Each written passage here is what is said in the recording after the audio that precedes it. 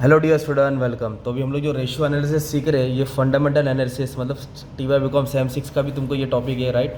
और same topic MCom के लिए भी है, मतलब फार्मूला बेस्ड सम है। तो जिसने फार्मूला याद किया उसका काम आसान हो गया ना। तो आपको बैलेंस शीट दिया रहेगा और बैलेंस शीट के मिक्स रेशियो पूछा है, balance sheet plus composite ratio पूछा, मतलब मिक्स रेशियो पूछा है। तो पहले बेसिक से स्टार्ट करेंगे। बैलेंस शीट दिया है और थोड़ा बहुत चार इन्फॉर्मेशन नीचे दिया है। तो उन्होंने बोला लिक्विड रेशियो लिखा लो। तो लिक्विड का मतलब होता है क्विक रेशियो, ओके। तो before liquid we will find current ratio. तो सबसे पहले अपन करंट निकालेंगे। तो करंट रेशियो का फॉर्मूला तो इजी है, current assets upon current liability. But कैसे है ना, बच्चे लोग को इधर वो हो जाता है कि करंट एसेट क्या होता है, जो तुरंत कैश में कन्वर्ट होता है उसको करंट एसेट बोलते हैं। तो एसेट बोला तो एसेट में सर्च करो ना। तो करंट एसेट में क्या आएगा, land and building, plant and machinery, furniture नहीं आता है ना, गुडविल नहीं आता है। तो छोटा मोटा एसेट आएगा, you can say debtor, bill receivable, cash, stock, other current asset, है ना। और एक है प्रीपेड एक्सपेंस। ये प्राइमरी एक्सपेंस को फिक्टिशियस एसेट बोलते हैं, इसको रिटर्न ऑफ करना पड़ता है, इसको माइनस करना पड़ता है, तो इसको नहीं लेना है मेरे को। फिक्स एसेट तो लॉन्ग टर्म एसेट होता है। तो करंट एसेट में क्या क्या नाम है, ये सब नाम है। अब ये सब नाम यहाँ तुम लोग लिख देंगे ऊपर। क्या क्या है, डेटर्स आया, राइट, बिल रिसीवेबल आया, बिल रिसीवेबल के बाद क्या है, कैश बैलेंस आ गया तुम्हारा, आफ्टर कैश स्टॉक आ गया है ना, स्टॉक के बाद अदर करंट एसेट आ गया, इसको लिख देता हूँ other current asset, short form में डाल दिया। प्रीलिमिनरी एक्सपेंस तो लेना ही नहीं, ठीक है, इसका अलग कहानी है। फिर एक दिया prepaid expense. Prepaid expense means advance payment, you can say सीधे लिख दिया प्रीपेड एक्सपेंस। ये आपका हो गया करंट एसेट्स। क्या हो गया, करंट एसेट। फिर नीचे आएगा करंट लायबिलिटीज़। क्या आएगा, तो करंट लायबिलिटीज़ आपको यहाँ मिलेगा। तो करंट लायबिलिटीज़ मतलब जो छोटा मोटा लायबिलिटी, तो creditors, provisions, bills payable, overdraft, propose dividend. Debenture इसे लॉन्ग टर्म लोन, बोरो फंड होता है, कर्जा होता है। इक्विटी शेयर प्रेफरेंस खुद का पैसा होता है, you can say own fund. तो छोटा मोटा कर्जा में आएगा क्रेडिटर्स आएगा। तो डेटर ऊपर है तो क्रेडिटर नीचे, बिल्स पेबल ऊपर है तो बिल्स पेबल नीचे, है ना। कैश है मतलब नीचे ओवरड्राफ्ट आएगा। प्रोविजन भी होता है, तो मैं प्रोविजन को लिख देता हूँ टैक्स, ठीक है, करंट लायबिलिटीज होता है। देन क्या दिया है, बिल्स पेबल, ओके, तो बिल्स पेबल भी है। ओवरड्राफ्ट, ओके, बैंक ओवरड्राफ्ट मतलब बैंक अकाउंट में नेगेटिव बैलेंस है, current account holder, propose dividend, ये सब तुम्हारा होता है करंट लायबिलिटीज़। क्या होता है तुम्हारा, करंट लायबिलिटीज़। तो आप लोग अच्छी राइटिंग में सब लिख देने का। अभी नाम लिखा है ना, अभी सबका अमाउंट लिख दो। तो अमाउंट बोले तो डेटर 68 है, 68 प्लस 12, इसके बाद कैश दिया है 32, आफ्टर दैट स्टॉक बैलेंस 38, फिर उसके बाद अदर करंट एसेट है ना 68 दिया है। नेक्स्ट क्या दिया, प्रीपेड एक्सपेंस क्या दिया है, तो ये आएगा 5000, बाकी का नहीं लेने का था, राइट। तो ऐसे लाइन मार देंगे, नीचे आएगा करंट लायबिलिटीज़। करंट लायबिलिटीज़ में क्या क्या आएगा, जो हमने नाम लिखा था, क्रेडिटर्स आएगा 48 आएगा, 20 आएगा, मीन्स जो नाम लिखा है वो नाम का अमाउंट डाल देने का आपको नीचे। 48, 20, bills payable 32, bills payable 32, next 22 और 20। अभी इसके बाद क्या करना है आपको मालूम है क्या, ऊपर वाले को टोटल लेने का इधर डाल देंगे, राइट, और नीचे वाले को टोटल लेके इधर डाल देंगे, है ना। फिर दोनों को डिवाइड कर दो, क्या कर दो, डिवाइड कर दो, तो ये तुम्हारा आंसर आएगा टाइम्स में। तो ये तुम्हारा करंट रेशियो। तो डिवीजन वाला काम तुम लोग करना है। तो आपको बस समझाने का था कि करंट रेशियो में क्या आता है, राइट। तो पर क्वेश्चन में करंट रेशियो तो पूछा ही नहीं है, तो हमने ज़बरदस्ती निकाल दिया। बट करंट रेशियो अगर आता है ना आपको, तो फिर लिक्विड रेशियो हो जाएगा तुम्हारा। करंट रेशियो ही नहीं मालूम है तो लिक्विड रेशियो नहीं निकाल पाएंगे। तो लिक्विड रेशियो मतलब होता है quick asset, asset which are converted into cash easily.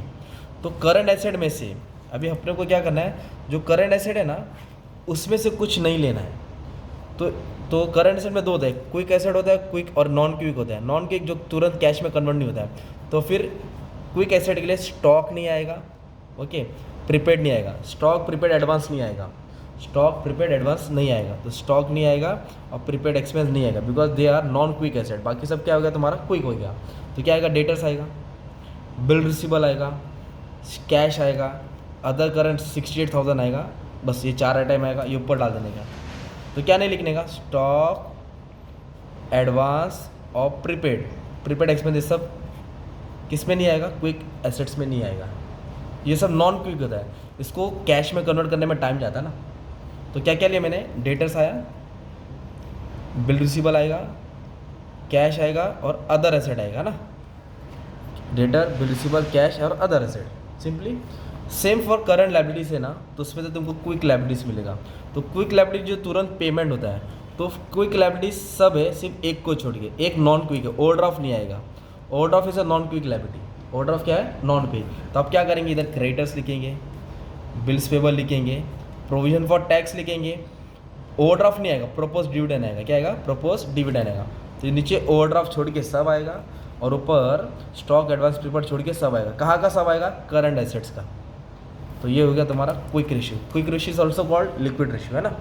तो हमने कौन सा वाला सॉल्व किया? अभी लिक्विड रेशियो सॉल्व किया, राइट। अभी तो बोला क्रेडिटर स्टॉक, तो मैं एक काम करता हूँ, पहले बैलेंस शीट रेशियो सिखा दो आपको, राइट। तो बैलेंस शीट आ जाएगा ना अच्छे से तो काम आसान हो जाएगा, ठीक है। तो नेक्स्ट रेशियो तुम्हारा स्टॉक वर्किंग कैपिटल। तो वर्किंग कैपिटल का मतलब होता है, what is working capital? Current assets minus current liability. जो बिजनेस का छोटा मोटा एसेट और छोटा मोटा लायबिलिटी इसको माइनस करेगा तो आपको वर्किंग कैपिटल मिलेगा, जिससे बिजनेस चलता है, राइट। जैसे चाय वाला रहता है, शक्कर दूध शक्कर चाय पत्ती लाता है, उसका डेली का नीड्स है ना वो, और फिर पेमेंट भी तो करना पड़ता है दूध वाले को, सप्लायर वाले को, अलग अलग आ रहा है जा रहा है, चाय बेच के पैसा आएगा, तो ये सब उसका वर्किंग कैपिटल हो गया। तो वर्किंग कैपिटल में क्या करने का है? ये हो तुम्हारा करंट एसेट से, ये तुम्हारा करंट लायबिलिटी से। मान लो अगर इसका टोटल ऊपर 2 लाख है सपोज, और इसका टोटल 1,50,000 है, तो 2 लाख में तो 1.5 लाख माइनस कर देंगे ना यार। इन दोनों को माइनस करेगा, आपको क्या मिलेगा? Working capital. क्या मिलेगा? वो तुमको डिनोमिनेटर में लिखने का, 100 तो डालने का है। और फॉर्मूला क्या है? स्टॉक। स्टॉक वर्किंग कैपिटल, मतलब वर्किंग कैपिटल के हिसाब से स्टॉक कितना है। तो पहला स्टॉक है तो ऊपर स्टॉक आएगा, स्टॉक को बोलते हैं इन्वेंट्रीज बोलते हैं। तो इधर क्वेश्चन में दिया रहेगा स्टॉक, स्टॉक का अमाउंट कितना है? 38, तो ऊपर आएगा तुम्हारा 38,000। और नीचे क्या आएगा? Working capital. वर्किंग कैपिटल इधर नहीं दिया था, हमने दिमाग लगाया ना, इन दोनों टोटल को क्या किया हमने? माइनस किया, वो उठा के नीचे डाल दिया, इंटू 100 कर दिया, कैल्शियम आंसर आ जाएगा। तो थर्ड रेशियो भी तुम्हारा हो गया ना, ठीक है। तो ये हो गया third ratio, stock working capital ratio. What is working capital? Current asset minus current liability. अब इसके बाद है डेप इक्विटी रेशियो। क्या है? Debt equity ratio. Debt equity ratio अभी थोड़ा चेंज हो रहा है लेवल, ठीक है।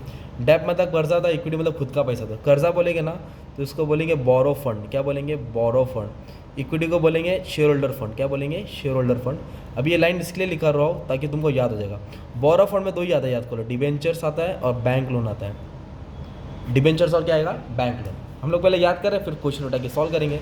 शेयर होल्डर फंड मतलब खुद का पैसा, you can say equity shares, preference shares, खुद का पैसा होता है। फिर general reserve, profit and loss, और माइनस क्या करेंगे? फिक्टिशियस एसेट, प्रीमियरी एक्सपेंस रहेगा तो माइनस करेंगे, तो ये मिलेगा अपनों को खुद का पैसा। ऊपर मिलेगा उधारी का पैसा, बाहर का कितना लाया और घर का कितना लाया, बाहर से और खुद का। तभी क्वेश्चन में हम लोग आ जाते हैं। तो क्वेश्चन में क्या दिया है, इधर आ जाओ। तो बोरो फंड, ओके। तो what is borrow fund? Amount arrange from the other source, है ना, एक्सटर्नल सोर्स। तो डिबेंचर ही दिया बस, बैंक लोन है ही नहीं। तो मतलब 1,10,000 ऊपर आ जाएगा ना तुम्हारा, सपोज 1,10,000 ऊपर आ जाएगा, राइट। 1,10,000 किधर आ जाएगा? ऊपर आ जाएगा, सिंपल। अभी नीचे तो बड़ी फैमिली है ना, तो ये नीचे क्या आएगा? इक्विटी शेयर आएगा, मीन्स 3,30,000 आएगा सपोज, है ना, 3,30,000 आएगा। फिर प्रेफरेंस शेयर्स 1,00,000 भी आएगा ना। फिर रिजर्व मतलब जमा पूंजी उनकी, कितना जमा किया पैसा है? 68,000, ये आएगा। फिर उसके बाद प्रॉफिट एंड लॉस, ये तो करंट ईयर का प्रॉफिट है, ये आएगा। ओह सॉरी, अमाउंट कितना है? 32। चल 32 तो भी आ जाए, ये भी आ जाएगा, है ना। ये 4 आइटम तो फिक्स है, और ये माइनस होएगा। फिक्टिशियस एसेट हमने स्टार्टिंग में लिखा ना, ये लेस होएगा। ये क्या करेंगे? लेस करेंगे 12,000। फिर इसको क्या करेंगे? ऊपर वाला अमाउंट आएगा, नीचे वाला आएगा, दोनों का डिवाइड करो, रेशियो मिल गया तुम्हारा ना।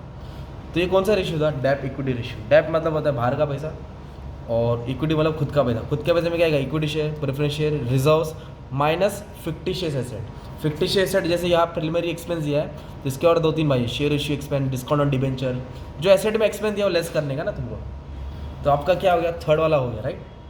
अब थर्ड आ गया तो फोर्थ भी तुम्हारा हो गया, capital gearing ratio. Capital gearing ratio is nothing but your डेप्ट इक्विटी रेशियो। बस सिवाय क्या चेंज है, ये फॉर्मूला सेम कॉपी करो, इधर लिखो बोरो फंड, ओके, डिक्टो सेम लिखने का, मतलब करते करते फॉर्मूला याद आएगा। इधर शेयर होल्डर फंड है ना, उसकी जगह पे इक्विटी फंड डाल दो। क्या डाल दो? इक्विटी फंड, है ना। तो अभी हमने क्या सीखा है? अभी आपको शेयर होल्डर फंड में क्या क्या लिखा था? इक्विटी शेयर लिखा था, प्रेफरेंस शेयर लिखा था, जनरल रिजर्व लिखा था, प्रॉफिट एंड लॉस लिखा था, और माइनस क्या लिखा था? फिक्टिशियस एसेट लिखा था, राइट। और बोरो फंड में क्या लिखा था? डिबेंचर्स, बैंक लोन वगैरह वगैरह आएगा ना। तो ये दोनों तो सेम हो गया ना। चेंज क्या करने वाले में क्या, ये दिख रहा है प्रेफरेंस शेयर्स, ये प्रेफरेंस शेयर को हटा देंगे और प्रेफरेंस शेयर्स को ऊपर लिखने का रहता है। प्रेफरेंस शेयर्स को तुम लोग ऊपर शिफ्ट कर देंगे, क्योंकि प्रेफरेंस शेयर ऊपर क्यों आता है माने में क्या, क्योंकि प्रेफरेंस शेयर वो शेयर है जिसका पैसा रिटर्न करना पड़ता है, और कर्जा भी लिया तो उसको रिटर्न करना पड़ता है। तो ये दोनों बाहर का पैसा हो गया। तो असली घर का और बाहर से कितना अरेंजमेंट किया, वो कैपिटल गियरिंग रेशियो। तो क्या करने का, इसको किधर शिफ्ट कर देने का था? ऊपर। तो आपका ये फॉर्मूला बनने का कैपिटल गियरिंग रेशियो, सिंपल। अब ये दो आ गया था, फिर ये भी आ जाएगा ना यार, प्रोप्राइटर फंड, खुद का फंड। तो प्रोप्राइटर मतलब होता है मालिक, मालिक बोले तो शेयर होल्डर, तो ऊपर आएगा शेयर होल्डर फंड, क्या आएगा ऊपर, शेयर होल्डर फंड आएगा, divide by total asset, divide by total assets, और इंटू 100 डालना है इसमें।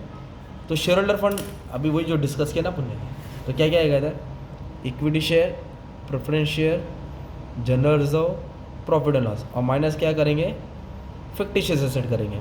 तो मतलब क्या करेंगे इधर 1 2 3 4 चारों को ऐड करेंगे हम लोग, और इसको क्या करेंगे, माइनस करेंगे, तो अपने को ऊपर वाला मिल जाएगा, राइट। इधर दिया टोटल एसेट्स, क्या दिया है, तो टोटल एसेट्स में क्या है मालूम है, ये एसेट्स का टोटल दिख रहा है, दैट इज 7,82,000 है ना एसेट। तो इसमें से ये वाला अमाउंट नहीं लेने का, फिक्टिशियस एसेट है ना, 12,000 कम कर देंगे, तो 782 में से 12 कम कर देंगे, दैट इज 770 जो हमारा टोटल एसेट आ जाएगा। तो ये भी फॉर्मूला तैयार हो गया ना, इधर ही है ना। इसमें तो क्या नहीं लेने का था, 12,000 नहीं लेने का था, तो तुमको क्या मिलेगा, तुमको टोटल एसेट्स मिल जाएगा। फिर कैलसी जिंदाबाद, सॉल्व करो, आंसर आ जाएगा। तो ये हमने किया ना बैलेंस शीट रेशियो, क्या ये बैलेंस शीट, मतलब ये अपन ने क्या क्या सॉल्व किया, लिक्विड रेशियो सॉल्व किया, स्टॉक वर्किंग कैपिटल सॉल्व किया, कैपिटल गेयरिंग सॉल्व किया, राइट। बट एक्स्ट्रा रेशियो भी पूछा है, क्रेडिटर टर्नओवर रेशियो भी पूछा है। अब क्रेडिटर है तो डेटर भी करेंगे, रिटर्न ऑन कैपिटल पूछता ही है। तो आ जाओ, अभी मेन टॉपिक है, पूछता ही एग्जाम में, डेटर और क्रेडिटर। पहले मीनिंग मालूम पड़ना होना चाहिए। डेटर क्या है मालूम है, कस्टमर। तो हम लोग गुड कोई भी चीज़ बेचेंगे तो पैसा अपने पास आएगा, तो डेटर हो गया। तो कितना पैसा आएगा, क्या टाइम लगेगा, और क्रेडिटर मतलब सप्लायर, जिसको अपने को पेमेंट करना है। तो डेटर है ना, तो डेटर को माल बेचा जाता है, तो ये अपने को लिखना पड़ेगा क्रेडिट सेल, सिंपल। और क्रेडिटर मतलब जिससे माल खरीदते हैं, तो इधर लिखना पड़ेगा क्रेडिट परचेस, उधारी वाला परचेस, कैश नहीं लेना, ओके। इधर डेटर टर्नओवर रेशियो, तो नीचे आएगा डेटर एंड बिल रिसीवर।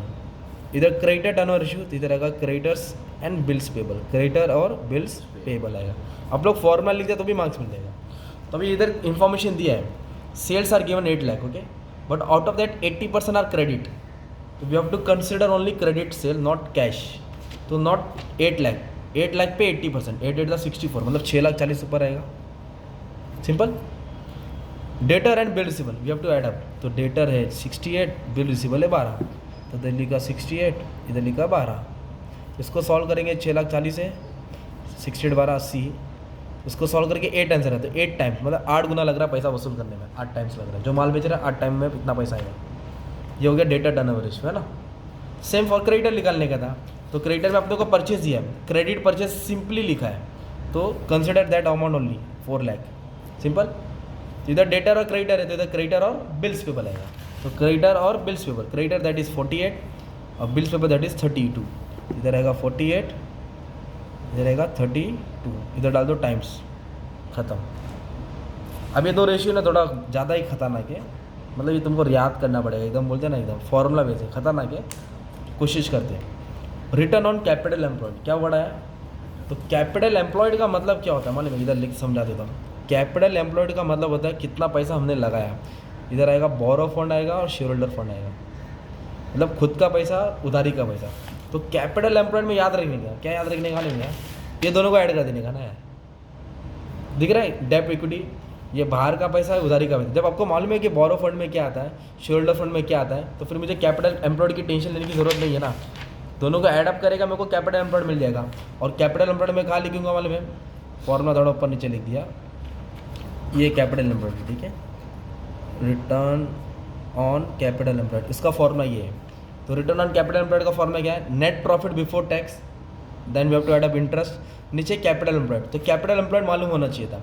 तो कैपिटल एम्प्लॉयड क्या है, इसका और इसका टोटल, मतलब ये जो सॉल्व करके आता है इन दोनों का टोटल। तो क्वेश्चन में कहाँ मिलेगा आपको, एकदम सिंपली कैलसी उठा देने का, इक्विटी लेने का, प्रेफरेंस लेने का, रिजर्व लेने का, प्रॉफिट एंड लॉस लेने का, डिबेंचर लेने का, ये सब ऐड करने का, और फिक्टिशियस रेट क्या कर देने का, माइनस कर देने का।